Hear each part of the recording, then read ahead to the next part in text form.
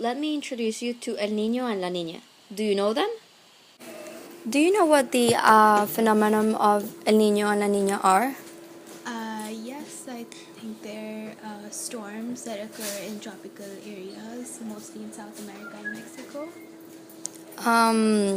Does it affect the place where you were born and raised? No. Okay. Do you know what the phenomenon of El Niño and La Niña are? No. You don't know? No. Do you know what the phenomenon of El Niño and La Niña is? Yes, I do. What do you know about it? I know that they're thunderstorms and the lack of rain and also the excess of rain. Does it affect the country where you were born and raised? Does it affect? I mean, yeah, it's not like a huge issue or like the main issue, but it can affect certain areas, and especially like in areas where there's a greater amount of poverty, because these storms can destroy like different communities and housing. Where are you from? Mexico. Okay. Do you think this is a reaction of like global warming, or do you think it's a natural phenomenon? I am not sure. Okay. Do you know what the phenomenon of El Niño and La Niña are? Yes, I think they're storms that occur in tropical areas, mostly in South America and Mexico. Does it affect the place where you were born and raised? No. Okay.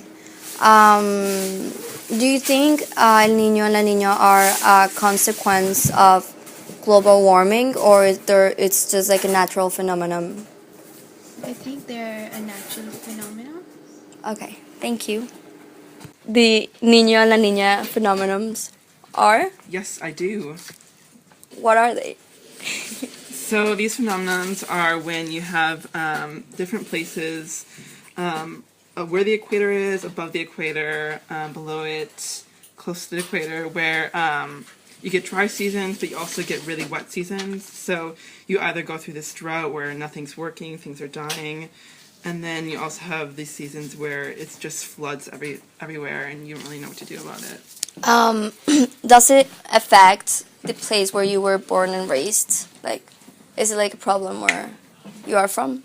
Like, does it affect? It's not a problem where I'm from, but my father is from Mexico, in the lower Mexican region, and it does affect that area. Where are you from? I am from Wisconsin, but my dad is from Mexico, and I do not remember the name of the place at the moment. Okay. Do you think this is like a natural phenomenon, or do you think it is related with like climate change, global warming? I do believe it's caused by climate change. I think there are a lot of things that are happening in the world right now that do cause this, especially in those regions. So if you're talking about South America and things like that, we have lots of deforestation with the rainforests, and stuff with deforestation causes these effects. So when you're cutting down trees, and you have this like plentiful land of trees where it's raining all the time, and then you start cutting them down and you start bringing CO2 and emissions into the climate, into the earth, then things are going to happen, and this is the cause of things like that. Out of 20 interviewed, just 3 knew who they were and really didn't know what they were playing around. El Niño and La Niña are the names of 2 climate phases that affect all the world. El Niño, the boy, and La Niña, the girl, like to bounce around our planet Earth with extremely strong trade winds that heat up the ocean, causing devastations of all kinds. That's why every time that the Niño breaks the globe by so much bouncing, he gets mad, extremely red and heated up, causing fires, dry lands, and droughts all over South America and Oceania. On the other hand, La Niña is a little bit rougher with the earth. She likes to bounce the globe even harder with harder trade winds. So every time she breaks the globe, she starts steadily crying, causing floods and extreme raining seasons in South America and Oceania. This affected and affects Peruvian economy severely since most of their economy is based in fishing. However, it doesn't only affect Peru. It also affects countries like Colombia, Ecuador, Venezuela, Bolivia, and Brazil. Most of them subdeveloped countries with economies based in agriculture, cultivations that get burned, flooded, or drought. This making unprivileged families get displaced from their lands and homes and causing lots of debts. You might think, oh well, but it doesn't affect all the world. Well, you're wrong. Scientist Hilbert Walker proved in 1899 that both the Niño and La Niña were related with most of climate change events. Walker, after an extreme dry season in India in 1877 that killed more than 5 million people, started relating climate data all over the world and discovered a pattern in climate change.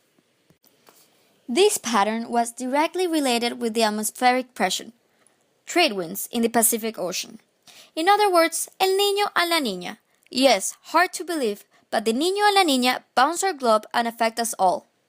It causes fires in California, dry seasons in Ohio, dry seasons in India, floods in Asia, among other big devastations. El Niño and La Niña are predicted to strike our globe around every 5 to 7 years, leaving at least these poor countries with a time of peace to get their lives back together. Nonetheless, these two kits have become more unpredictable than ever, and they have become more than ever, more often and extreme than other times. Every time, the floods are worse, the dry seasons are more extreme, killing more species and more people. But why? Why has it become worse?